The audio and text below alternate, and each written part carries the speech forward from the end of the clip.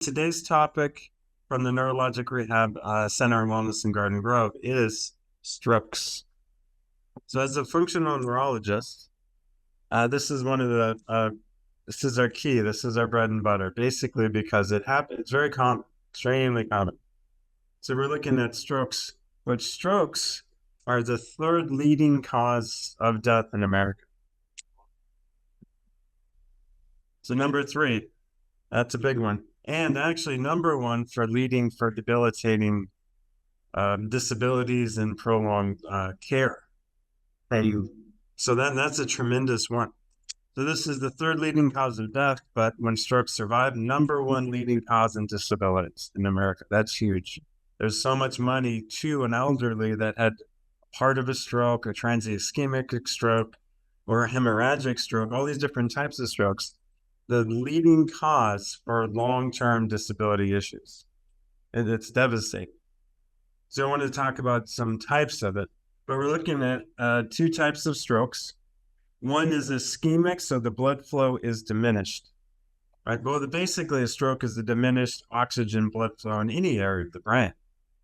But an ischemic stroke is an area it's more of a blockage or the lack of blood flow. So we're talking clots, obstructions. They could be from anything. You could have tumors in there. You could have buildup of pretty much gunk or toxins in the vessels. As we age, the brain degenerates, just like everything else we have. So when you're degenerating in brain, these vessels start to fill, right? Just like the heart stuff, you have this reduced in lumen space. But, you coke it with inflammation and factors that are blocking that up. And even in the brain, in the vessels, all throughout to feed the system, they could be reducing blood flow too. So we're looking at strokes or really lack of blood flow, which is oxygen to the brain. But yeah, remember third cause of death, which is humongous, but really number 1 disability issue because they'll survive, but they're diminishing function. So caretakers changing the life. If you're mid-40s, 50s, you get parents doing this. So it's a big changer. So ischemic strokes. So again, any blockage, you could have clots or compressions, or let's say there's brain intra pressure. So there's so many that I'm trying to think of now, but any pressure in the door that increases, but anything that reduces blood flow, ischemic, the blockage. So ischemics are blockage. The other way it can do a stroke, because the main thing is 80% of strokes are ischemic, right? They're blockage type. That's a big percentage. And 20, which I've heard up to 30% now, is hemorrhagic. So hemorrhagic are complete bleeds. So you can have a bleed out in one of the vessels, and it's just not getting to the rest of the brain. Depending on where it is in this guy, it could be lower half. You have brainstem strokes. You get there's two systems that feed into stroke. We have our carotids that come up the neck, and that feeds a whole different system in the brain. And we have our vestibulovasal. So in a picture, which probably doesn't pick up this well, but it runs up the front of the brainstem. So you have 2 different blood supplies to the brain. That's big. Like anyone in sports, you watch wrestling and they're choking someone and they pass out. Well, why don't they die? Right? Because there's no oxygen in the brain. They should be dead. They pass out, never wake up. But there's a secondary blood supply through the vertebrae. It comes up the spine. And they're actually the vessels that reach that part of the brain keep us so we can wake up and we can continue. We won't die out when someone chokes us. Is the blood supply that's protected and goes through the bones. You can obstruct someone's passage here with the carotids on the side, but deeper to that, inside the vertebrae, protected by bone, are other vessels, vertebral vessels. And so that's always causes you could pass out or be choked out, and those are always pumping blood to excite the brain or to keep you alive. So that's why there's 2 different systems. But the basic idea is most of them are blockages or ischemic. There's a smaller percentage that are hemorrhagic, where they're bleeding out. You can have an aneurysm that starts to balloon the wall. So you have a normal vessel, and weaknesses in the vessel walls will start to balloon out. It's like someone blowing up a balloon and starts to inflate. Well, this is a leakage or a damage to the cell wall. And these aneurysms can bleed. So if it's weakened or stretched, you can actually permeate or bleed, which will slow it down, but that's a hemorrhagic. So you can lose oxygen and vital systems leaving, or if this thing bursts, now you're very critical. Because 2/3 of hemorrhagic strokes, even though they're the lesser of common strokes, it's usually blockage, when these guys happen, 2/3 of those do not survive. So even though they're a third of those only survive, say the way smaller survival rate on that. So mainly if we concentrate on what we can do about blockages. So this is what it is. We have a brain, it has vessels, and it can either be blocked or bleed out. But either way, oxygen doesn't get there, and the brain's tissue starts to die. And depending on where it is in brain, like if you have a medial cerebral artery stroke or something blocking that artery, we have dysphagia or dysarthria. So we have, depending on where it is, it gets really detailed. There's millions of types of strokes, depending on exactly where the anatomy is that is bleeding out. But a lot of them, the hallmark, you'll see they'll start falling down. They'll have muscle weakness, and they might slur the speech, or you could have a facial paresis or a weakness on that side. The big thing is, here's another star we always hear about, transient ischemic attacks, TIAs. So if you feel fine, most people don't realize something went wrong in their brain. They get an MRI, and the doctor says, "Oh, you've had a TIA. Some of the brain tissue, the cells are dead." And then you're surprised, right? Because a TIA versus a complete stroke. So there's a few definitions I'm going over. But a TIA is a lack of blood flow in any part of the brain less than 24 hours. So it happens immediately, and it immediately recovers. So you might I went to a picnic. I looked in the, I was looking in the car mirror or something, and my face was weak. And then after the picnic, it returned, and you just think it's, just something happened. I don't know that. Now, chronic or complete strokes, they are long-term symptoms. You had a stroke, and it's days. You had the symptoms, and it's still happening. My arm curled. Now I can't go to the bathroom. I'm incontinent. Like all these things happen, but they're longer than 24 hours. So TRAs are very quick and they recover within 24 hours. Chronic strokes, complete strokes, those are long-term. The symptoms last. So we all have someone older that had a stroke and spastic or just whatever it is, but it lasts more than 24 hours. Those are complete strokes. So we have under strokes, blockage type, ischemic, hemorrhagic, and they can be either under 24 hours or over 24 hours. TIAs versus complete strokes. It's always good to have an MRI and preventative stuff. If it's really serious and they can't tell where the bleeds are, but it's very obvious, they can do an MRA, which they look at the vessels in the brain. So this whole system here. But the key as I practice functional neurology, so we look at the activation. So it's not about what medications we're going to give you. Typically, under the AMA, they will give you an allopathic medicine. You get a blockage, you have a clot in a part of the brain, they're going to immediately give you a heparin or blood thinner type. So you got to break down that clot. They got to get the oxygen passed. That's an emergency, and it's very good when they do that. There's a series of medications. They can even go in if you have a bleed here and it's reachable. They can do brain surgery where they can patch it up or sew the vessel back or at least stop the bleed. Then when it's hemorrhagic, it could be surgical. Or if the clot is somewhere where they can get to it, then they can go ahead and do surgery too. So within blockage, it's really about breaking down that clot and keeping the blood thin to go past. On the functional side, I want to come up with some reasons some easy things that we have to do in the daily life. Nobody wants a stroke, and we can, just like the rest of our health, we can always take care of our brain too. Yes. Is there a way to find what's lost without medication? That's perfect. That's exactly the list I pulled up. Oh, so the question is there a way to thin the blood without taking medications? And that was a terrific question. So here's some ideas about that. So exercise. Right? Everyone here is always good in exercise, but like, what kind of exercise are you going to do? What food are you going to eat? Like, well, what are the vitamins? Do I take vitamin A? But let's start with the vitamins and we'll go to exercise. But actually, basically, when you look at diet to prevent degeneration, blockage, and death, you want to bring in foods that are non-toxic.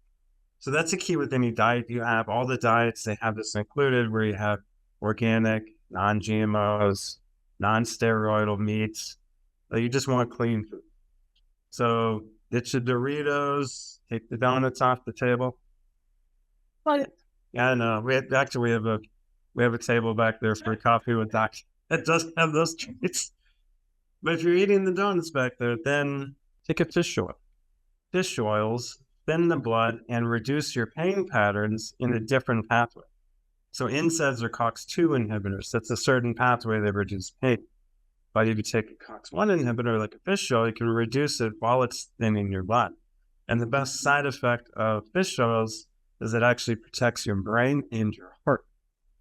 So that's a terrific thing. Fish oils are great. Plus, they clean up the triglycerides in the vessels. So when you're blocking this stuff up, triglycerides are inflaming it and causing reactions where it can cause clots. So fish oils will actually reduce the fats that are flying through there and inflaming stuff. Yes. Are all fish oils created equal?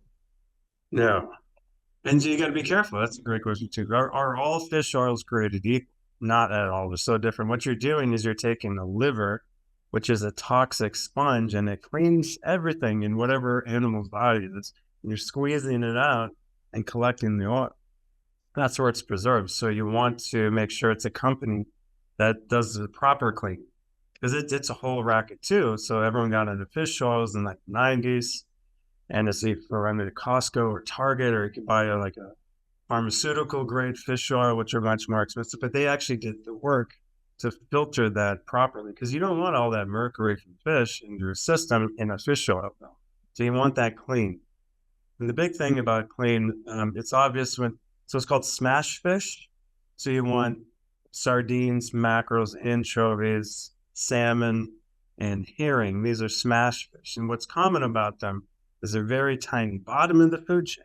Like a tuna it's huge. So it's top of the food chain in the ocean. The accumulation of mercury from all the things it's eating, that those things are eating, that it finally eats, are huge. And so it's really toxic loaded with mercury.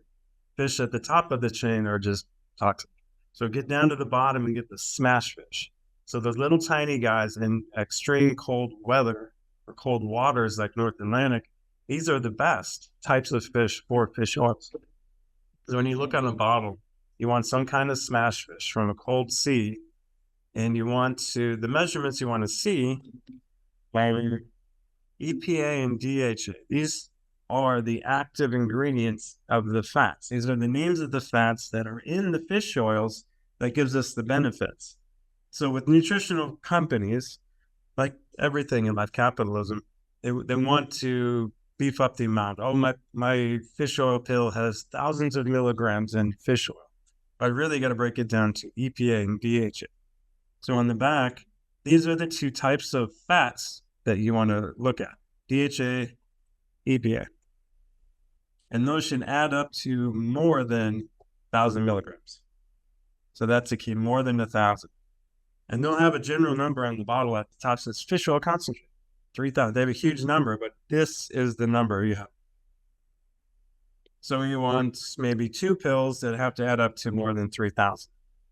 Dr. Brock, can I ask a question? Yes. It's Lena. Oh, hi, Lena. How are you?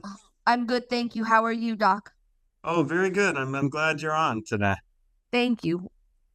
if someone like me who's allergic to seafood, can they still take fish oils supplements? Yeah, yeah, because it's not the filtered oil that's in the liver that causes the allergies to fish. Got it. Yeah, so that should be safe because if it's filtered impurity, you won't carry those allergens. Understood. So 3,000 milligrams, basically. Actually, more than 1,000. More But than yeah, 1,000. let's see, EPA and DHA. So when you look at the back, the total number will have some astronomical, like fish oil concentrate or whatever. That'll be a big number. But you gotta look down the column and see if it's EPA and DHA. Add that number together, and all the studies that show benefits have that over 1,000. A lot of companies that just making a buck and they're pretty cheap. This will add up to like 300 or 400 or something less than 1,000.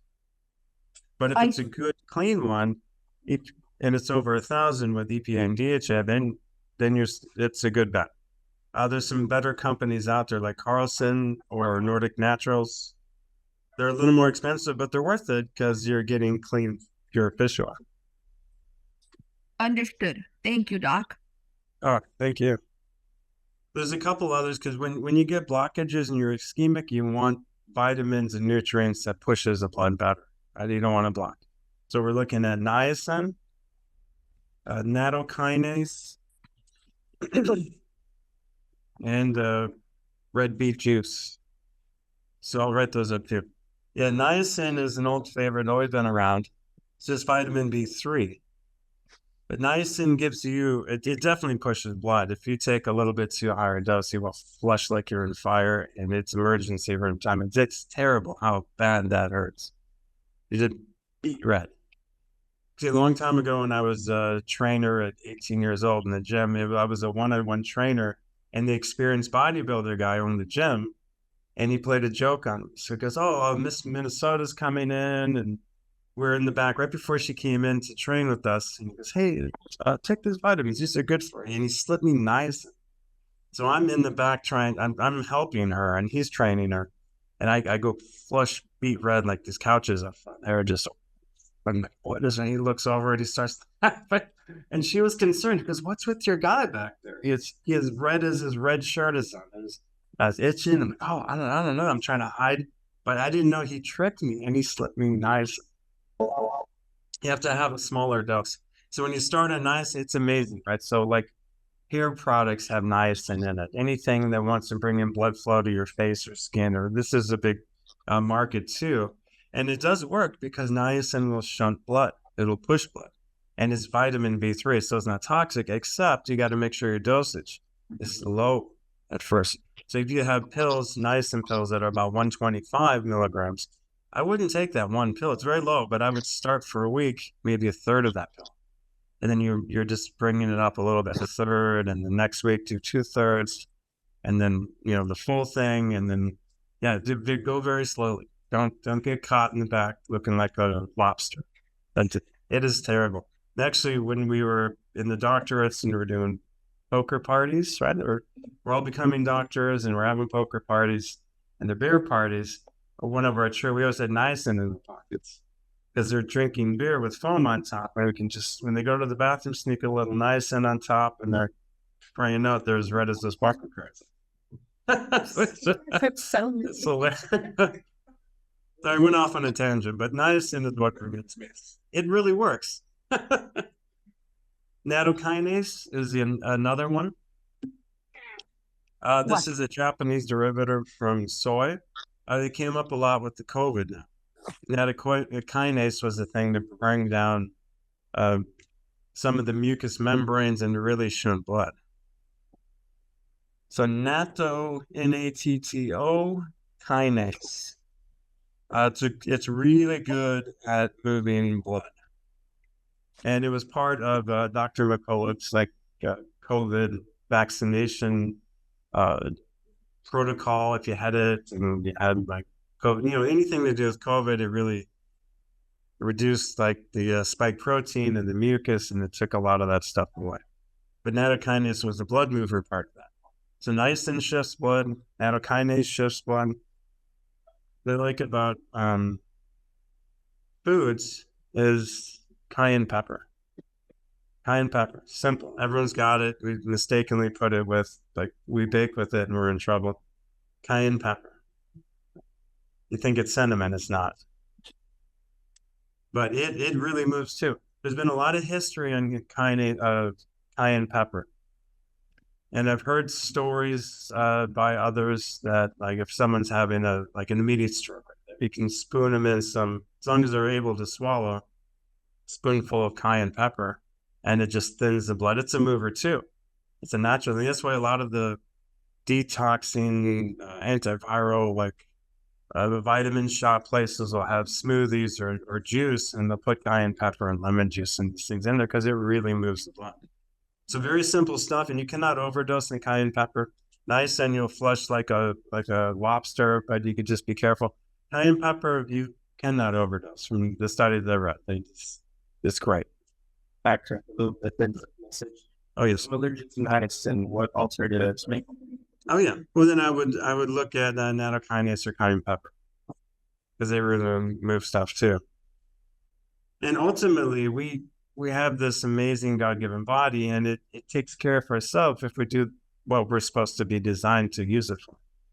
So exercise, right? And when I'm talking exercise, I love this. My favorite board, little. Is it? What's on the back?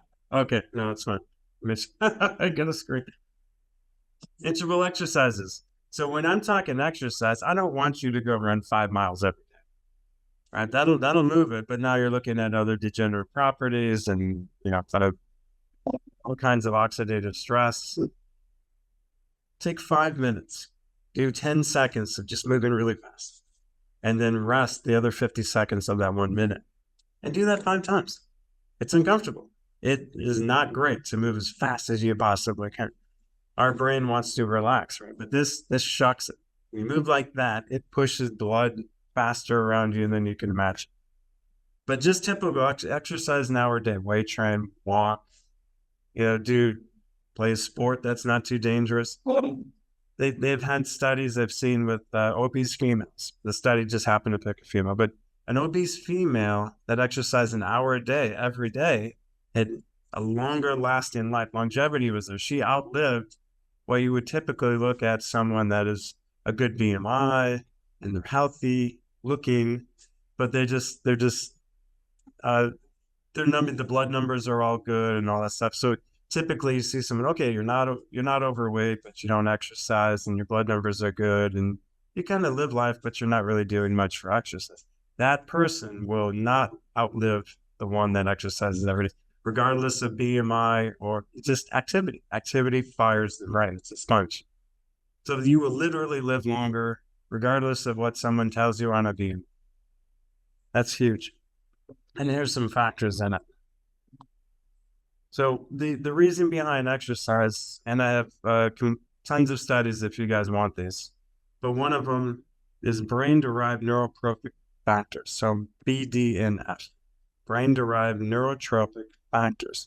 And the thing is, when you exercise, because they were doing this on rehab and brain, you stroke, well, what are you going to do? They're ambulatory, you can't move, and all this stuff.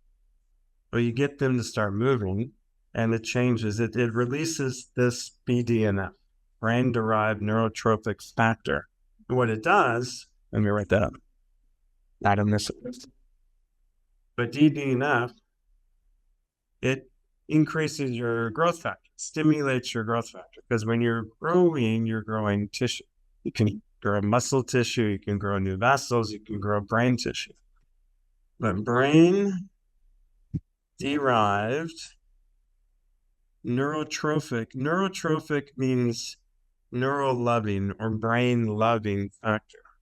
Neurotrophic. So any trophics are loving, like water trophic, right? Neurotrophic factor, BDNF. So that scratch means BDNF.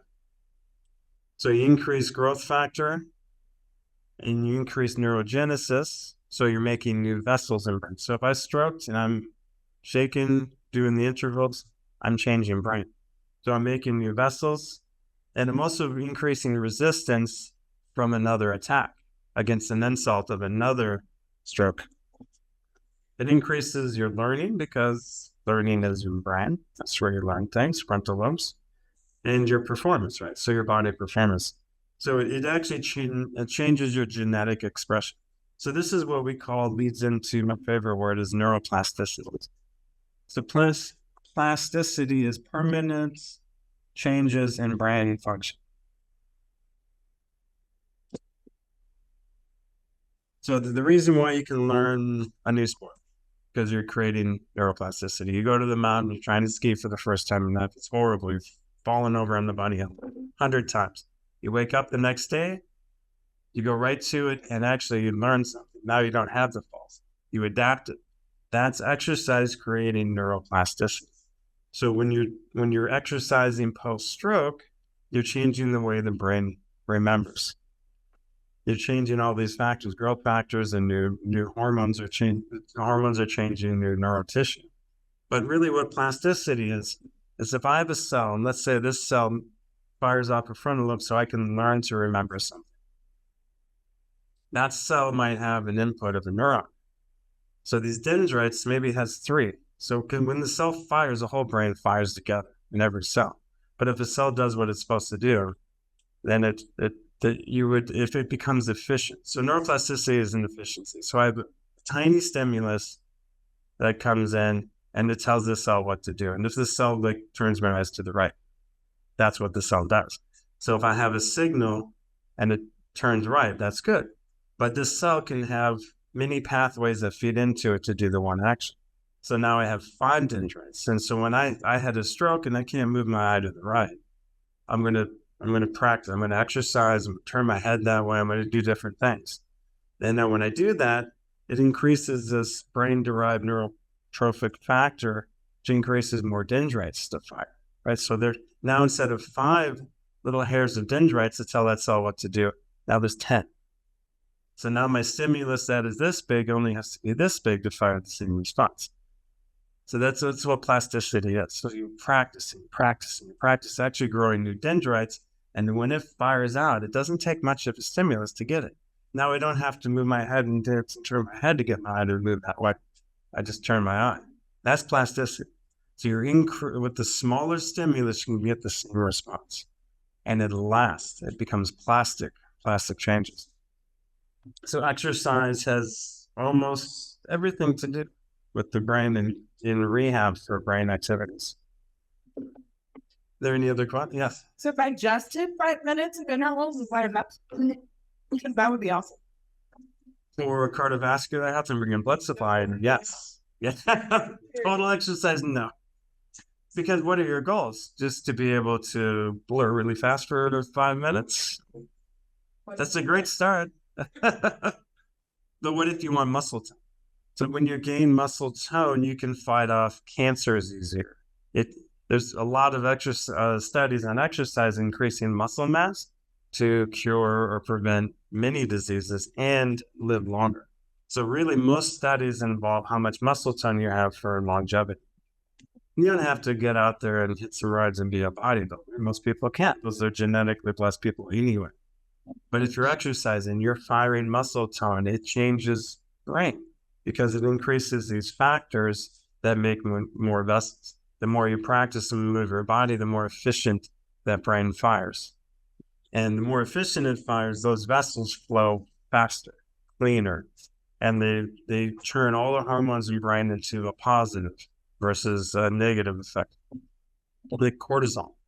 You wake up, you drink coffee right away, and you just shot up your cortisol levels because you're stressed about what you have to do that day. That's cortisol. Cortisol is brain damage.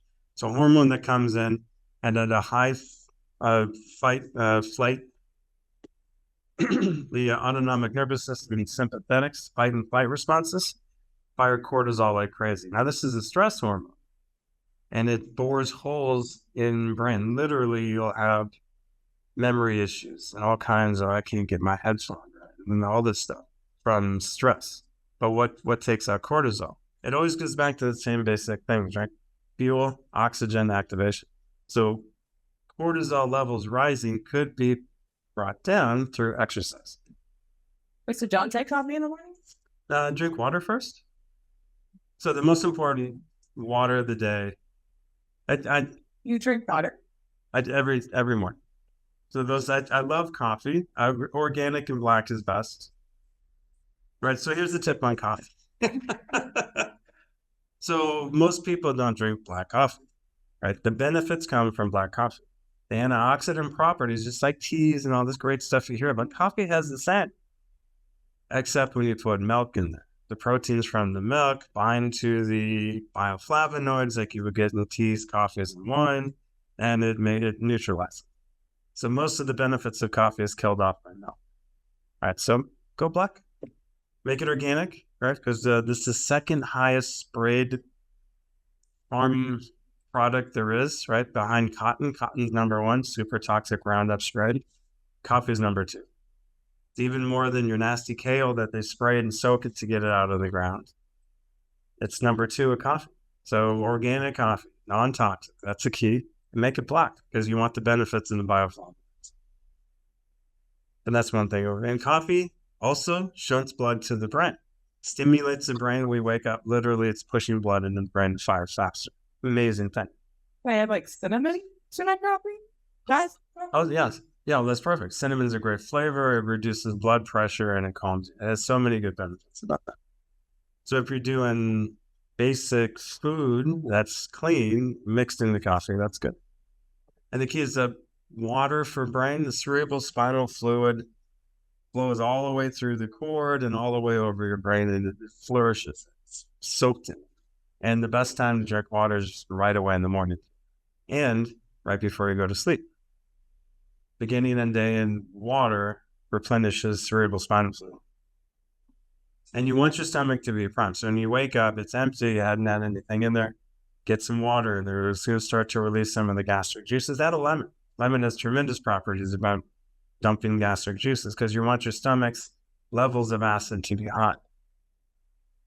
So lemon water in the morning and then go for your coffee. That's organic and black. It'll shunt blood and you'll protect your brain. Amazing stuff. Coffee also transfers stimulants in coffee also transfers sugar into your muscle tone. So it's not floating around creating high spiking sugar levels and issues with insulin. So if you drink coffee and work out, it's pulling sugar into your muscles so you can work. Gives you the energy. Don't let that stuff float around your body. So fire down the cortisol and kick in sugar into muscle adaptation through coffee. Is there a time of day that's better to work out? Would it be best in the morning or at night or any time? Yeah, it's I like morning just to get it out of the way. I hear water, lemon, coffee, workout. That's what I'm hearing. That's perfect.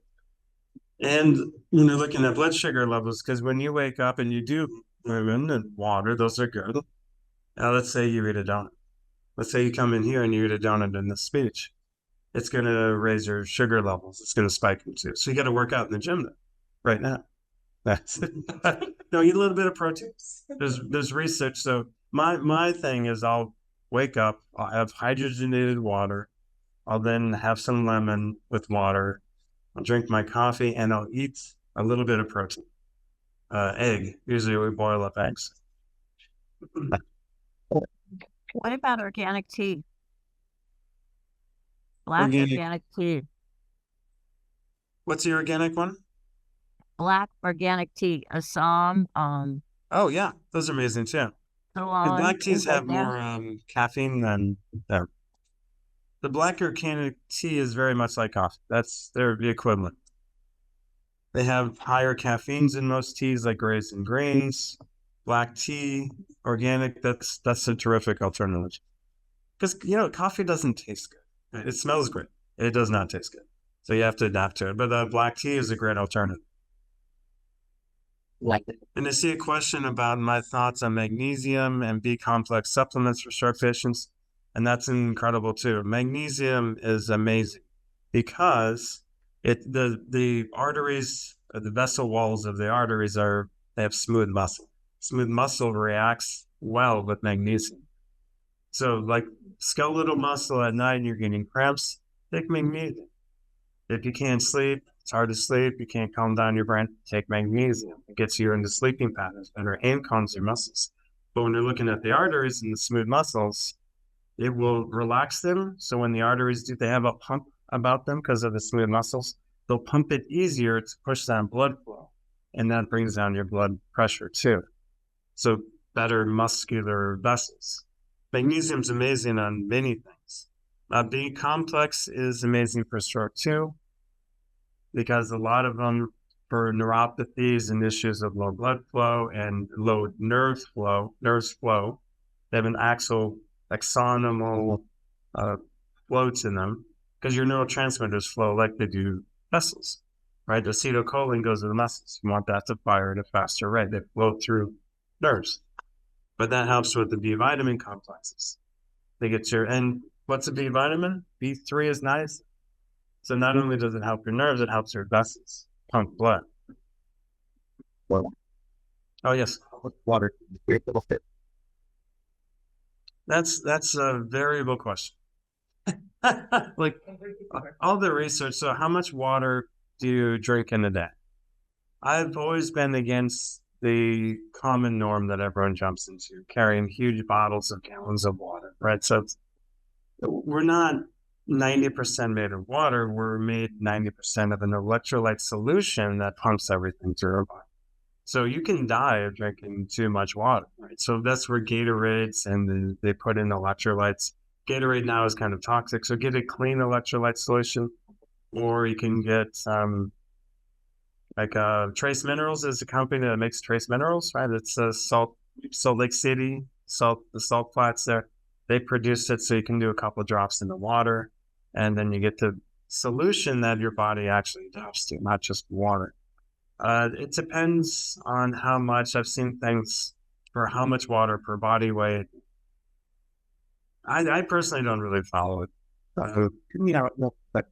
Well, what type of water? There's always that like high pH water. Oh yeah, what type? Like so, the fats. We have alkaline water, the Kangen thing. So there's the companies that you can buy them now in 7-Eleven. They have all this stuff. The problem with that, because most of your gut it's like a conveyor belt. It starts with the stomach, which is highly acid. So if you didn't have to drink it and you could put it somewhere below the stomach, then alkaline is okay. The problem is you have to drink it. And the first thing it comes into is an organ that has its whole job is to produce acid. You want it to make acid. Drinking alkaline brings down the acid, harder to digest food, so you push undigested food or less digested food down a conveyor belt that has issues with it. So you have gut issues and you're rotten food not digested well from the very beginning. So there's a lot of research in alkaline water, and it's in hospitals in Japan and stuff. But if it's got to go through your stomach, it's contrary to basic physiology, right? Your stomach needs more acid.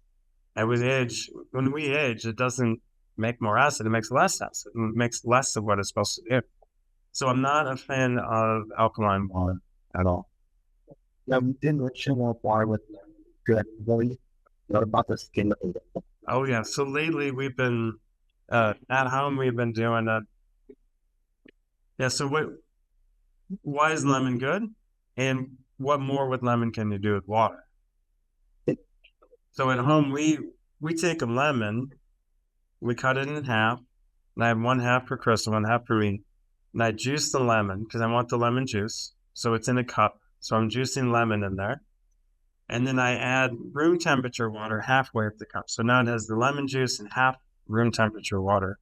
And the rind, it has what we call B17, which actually has some anti-cancer properties. And it's an amazing thing. It's also linked in apricot seeds. That also has this B17. So that's a B vitamin. But what we do is I cut up the rind, put it in sections as I'm boiling hot water. So I have a cup, half room temperature water with the lemon juice and this boiling water. So once I cut up the rinds, I put it in my cup. So I have the skin of my lemon in my cup, and I add the other half of the water with boiling water, which brings it to about 100 degrees. Because the thing is, you want it hot enough to release B17. You don't want to scorch it because it'll burn up. You can't use it. And it doesn't really come out as well in regular temperature room water. So you You add the hot water, comes up to about 100 degrees, and you can eat the rinds and drink the lemon juice. And it just cleans that gut and brings up the acid. Yes. That same thing will eat. It's better to do that. She got my. Oh, great advice. I resonate with what she was saying about that. I was told about this from just anecdotal evidence, and people who have used it to clear like kidney stones and amazing things. But it's the rinds are amazing because I've heard old cancer cures. They would freeze the rinds and shave them and eat them with like food type things. But that makes sense where it would have a right. Everything's chemistry, so it has to be the right temperature to release those enzymes out. So we learn from our patients as well. That's why our Oh yeah. so effective. Yeah, that's why I do this. I'm learning from you guys. But water, you should drink enough water. Everyone's different. You shouldn't be dehydrated. You should drink enough water to be hydrated. That's the key. And it's all the studies have different stuff, and there's hardcore people behind it. But yeah, it's. You drink hydrogen in your water. Why do you do that? I do hydrogen. It's a terrific thing because that we have in our gut biome a bacteria that is hydrophilic, so it loves hydrogen. Right. So when you're drinking hydrogenated water, it has gut specific benefits, right? Because there are vitamins made in our gut. There are all kinds of processes that the good gut bacteria produce and save our life with. And hydrophilic gut biome bacteria is really used or excited to hydrogen water. So hydrogen water allows the food you're eating to increase the enzymatic reaction to break it down, right? So when you're eating food and you have a system of hydrogenated water in you, it just absorbs and does what it's supposed to do. It breaks down easier. As a special note, microwaves actually kill the enzymes in food that help you digest the food itself. So if you're nuking everything, you're killing food, and then that block of non-digested food just wreaks havoc as it goes down the conveyor belt. And when you're drinking water, don't do it when you're eating. Because when you drink water, you do dilute the acid. That's why you would add lemon in the morning, so you bring up acid to neutralize that effect. Lemon in the stomach increases acid. As it passes into the gut, it actually increases alkalinity. So lemon's amazing. It does both. Acid, and it just depends where in that conveyor belt it does.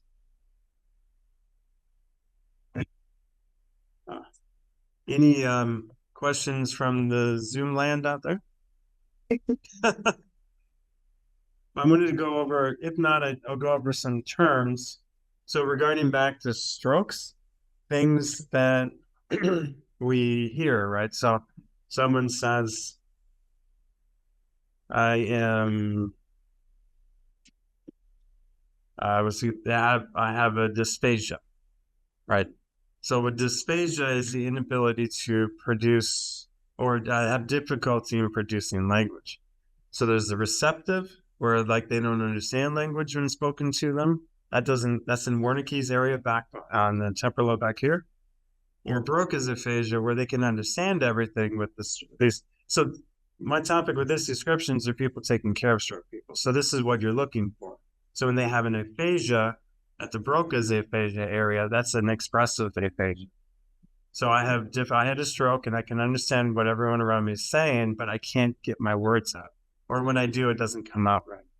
Maybe I'm saying, oh, why don't you sit down when you're asking them to stand up? Or I mix a word when I'm talking and it's backwards or something. Or give me that hammer and I meant a pencil. Or maybe they're just saying, well, there's all kinds of decreased speech patterns, but all of them are dysphagia. Now, dysarthria is another term here too. So dysarthria is the ability physically to produce the sounds from your mouth with the tongue and the pharynx, palate, and everything that's involved in that. So they have this brainstem issue where they can't physically speak. They can understand, and if their mouth and tongue and jaw actually moved well, then they would be able to speak. It's not a brain thing where they can't process words or spoken language. That can be treated with well. Yes. Can it be treated with neuropractic? Absolutely. Because what I specifically go through is if I know where these cells are damaged, we go through repetitive exercises. But I can go through, like if you had a brainstem stroke way at the bottom, right? And this affects a lot of your face. That could be a reason why you're not speaking through dysarthria. Maybe the reason why you have an eye that's exophoric or it's over here and you're trying to control it. So when you turn, you have balance issues, all these things. So let's say it's a brainstem stroke. A lot of these areas, so nasal passages are here. So these are the nasal olfactory receptors. So you can smell to increase memory and it controls the nerves of the face. So you can excite cells next to the one that you need. Like if I'm trying to get that eye to move, maybe I'll go over to the other eye if it's a left brainstem stroke, and I'll roll up a Kleenex and I'll touch the eye. So we're looking for a corneal reflex. So that could be an exercise for brain. And if you touch an eye and they don't blink, well, something's diminished. They had a stroke in the brainstem. So you touch it again, all of a sudden, nothing. Touch it again. Oh, now you're seeing the spark of maybe an eye starts to slip. And all of a sudden you go in there and you touch their eye again and again and again. Now they're blinking, right? It looks like they were slow and it started to fire up faster. You can turn on any switch in brain through exercises that are specific to what it's supposed to do. So that's where neural rehabilitation comes in. That's what we do when we practice here. Yes. So if the muscularity thing shuts down, is there a limit as to when it can come back? Like if it's been gone for a certain amount of time, does that matter if it comes back for an example? Oh, that's a great question. Yeah, is there a time limit to doing rehab if it's been a while? Yeah, what's important about it's immediate stroke. The faster, the better. Of course, you want them on oxygen because now they're not getting oxygen. We have hyperbaric tanks that provide oxygen under pressure here. You can see neural changes even faster in there, but they can still get better. So we have lots of stroke patients that have been out there 4 or 5 years with a long-term stroke, and they're spastic, or they can't walk, or whatever their issue, depending on where it's strokes. That can come back though. So under medicine, usually I find when they roll into this office that they've been told nothing can happen for you. The stroke was a year ago and it's it, and you're never going to get better. Usually I don't know why that's in language told to them. It just means the practitioner doesn't know how to fix it. So they'll tell you there's no way. They can't speak for everyone. That's the problem where they go wrong. Oh, with your stroke, there's no getting that back. Well, they don't know. They're speaking for themselves. So you have to realize they're saying, I can't get your stroke better. What I do as a doctor can't get that better. But that's just them. You got to realize that's not how neurology is. In functional neurology, we get strokes that are 5 years old. We get their arms down. We get them to start walking. Better immediate stroke. So I've seen hemorrhagic strokes come in and they lose their balance and their eyes and their personality is different. And with the work we do here, I've seen them get better within months and go back to work and maintain their almost full lives. Nobody even knows. That happens immediately with immediate treatment. The longer it is, the more treatments it takes over a longer period of time, but they can change and they can get better. What do you? Yeah, my favorite place is a company called Echo Water with Dr. Paul Biortero. He's out of Utah, but it's called Echo Water. I have mine in the room, but actually, could you run and get it? Yeah, they're great to come in all different kinds of sizes, but it's a jug that has a generator in it, and it produces hydrogen water in the jug. You say you feel that hydrogen water over like outpouring? Oh, absolutely. Because I don't want to lower my stomach acid because I have to drink it, stomachs first. But if you hydrogenate the water, so Echo Water is a company that make this 8 ounce, they make 10 ounce, they make over the counter things for home, they make under the counter systems, they make whole house systems. But what I do, I take spring water and I pour it in here and I hit the button and it lights up and you see the bubbles, which is kind of cool to see. But it generates hydrogen. And if it's a sealed compartment, within 3 hours, you can drink it and you have hydrogen in the water. It allows for better enzymatic reactions in the foods you eat. It gets to that hydrophilic gut bacteria. So there's been tremendous things with hydrogen. There's been studies, what we do here with the QEEGs and brain mapping, you've seen neuroplasticity change even just taking echo water. So there's a bunch of aspects to brain and function, but it's what fuel you feed it, like the niacin, the nattokinase, coffee, black tea, organic, blood moving excitation to brain kind of foods. We do activation here, so we activate cells to change, because when you do through exercise or specific brain exercises and target those cells that are down, they will start to regenerate. They'll start to neuroregenerate, and you'll make new cells. And if it's an area of brain that says died around, you can create better cellular surroundings in them, and the function of that cell will be done by the cells around it. It can change brain. And oxygen, right? That's why we have hyperbaric chambers, because we put this brain into a chamber that we're feeding it good food, and we're stimulating it through activation and oxygen, and it becomes very synergistic. So if you have oxygen and fuel, that's a great thing. It's twice as good. But if you combine all three of them, they're way better. Your outcome is superb. That's why we do intensives here. So we have a severe brain that has low oxygen on it, and we'll do a massage, we'll do neuropractic activation, and we'll put them in the chambers for oxygen. In that combination, I've seen the best results ultimately. So years ago, I would activate brain and do fuel, but I would have some hemorrhagic stroke again, and some of them would die. They get tremendous changes, but the vessels aren't changing as fast as we need. And that's why I like nowadays in Garden Grove, we have the chambers. So the oxygen chambers, we can combine those, and the brain vessels change faster.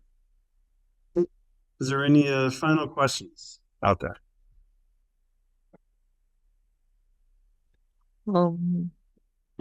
Yes, Dr. Brock, what do you think about distilled water? Oh, distilled? Distilled is good because you're getting rid of some of the toxins in it. Like this morning, I filled up my hydrogenator here with distilled water, because at home I ran out of spring water. I like it because it's clean water. Right. My chemistry teacher used to only drink distilled water. Yeah, that makes sense. It's pure. It's good. Yes. It's distilled as reverse osmosis. It's RO. As it goes through filters and takes out the fluoride and chlorine and all that junk that we don't want in our bodies. Yeah, he knew. It was clean water, and clean water is better than toxic water. Yes, sir. Thank you. What about spring water? So the spring is good. There's better spring waters than others, but spring water is usually it has good minerals in it. And if it comes from a mountain region in Italy that some of these brands are coming out of, or like Fiji water, which has silica in it, they're pulling some toxins with it, so it tends to be naturally a cleaner water and has minerals in it.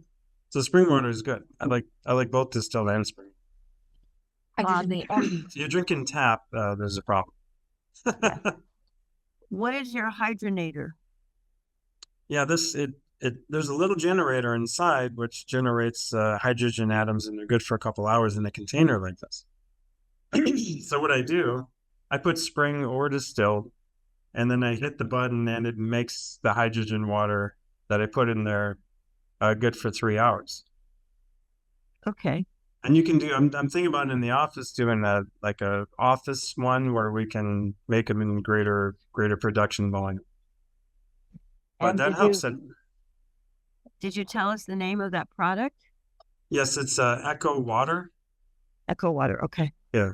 Dr. Paul Biataro, they're out of Utah. But this product is terrific. And they do under sink for a house. They can do over sink units. You can carry like just a jug like this, which is an 8 ounce. I think they have a 10 ounce now, and maybe another new one coming out.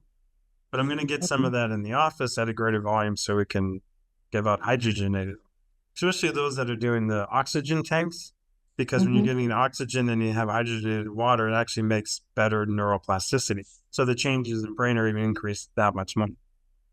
And what about the hydrogen tabs you can drop into your water? They're gray. Oh, I've heard of them, but I haven't read anything about efficacy with them. Okay. Actually, I'll look that up though. Yeah, I remember the hydrogen tabs. I haven't read anything on them. I'll look that one up and I'll have an answer the next time we're talking. Okay. And for those who have had a stroke and they're coming back, but they've had difficulty with like the left side or limbs or things like that, the exercise is something that they should be doing every day, or Yeah, when a stroke and they have issues with the limb spasticity, I'm thinking that you're saying. Yeah. Yeah, I would do it daily. But some of the easy exercises we do here is if you have a bicep that's spastic and I'm trying to get it down, but it's the brain, because the cells are affected, by default, they're in flexion. It's harder to fight that arm down than it is to go across the spinal cord and excite the bicep on the other side. So it's a normal walking pattern. So as I'm walking, I move one arm in front of me and the other one goes backwards. They're opposites. So if I want this bicep to come down, I'm going to do some pumping action of the bicep on the other side. These are connected. This bicep inhibits the bicep on the other side. They're opposites. So if I inhibit or turn off a bicep that the brain is making contracted, my right bicep will, across my spinal cord, tell the brain to turn it off and let it go loose. There's a whole interconnection of spinal cord reflexes. I created NeuroGym for that purpose. So if I'm trying to strengthen an arm, I'm going to do the tricep on the other side. Maybe you'll bring in a hip flexor. So you can use muscles that fire in the sequence to better enhance your results and less injury. But it comes out of the premise that I use even in stroke rehab, the spastic and flexion posture, because we never get spastic. Well, it's really rare to get spastic in extensors, but we get spastic or shortened in flexion posture. So the hip flexor, then foot turns in, the hip turns in, the hand turns in. This is flexion posture default in brain. So when you damage brain, this is all that's left over, and that's how we look. So you want to fire flexors on the other side is one technique, opposite arms, or you can get really detailed into it. And that's what I do in Neuropractic here. But yeah, it's exciting stuff to see. But I'm going to look up those hydrogen tabs and see how they're doing, if there's any studies that have promoted those similar to what a generator in a bottle can do. okay, thank you. You're welcome. Oh, well, thank you for coming in today for strokes. And next week, I believe, what's on the agenda, Ev? I believe projected out, we have, I think it might be sciatica. Yeah, sciatica versus piriformis syndrome versus just having leg pain. So the difference in all of those, it's a common thing. So the sciatica type things for 2 weeks from now. So it's a Saturday and it'll be at an evening. So it'll be a Saturday 2 weeks from now at 6 p.m. Because we alternate morning to evening every other week. But a sciatica followed by, I believe, shoulder pain. And then we have to, well, actually, if you have any suggestions on what topics you want to hear next time, we'll put them in the list in the rotation. But I think what we have in the next two is sciatica and shoulder pain. But thank you for attending and watching and bringing in good questions. I'm learning a lot. I'm Dr. Brock, Neurochiro. I won't crack you up, but I'll get on your nerves.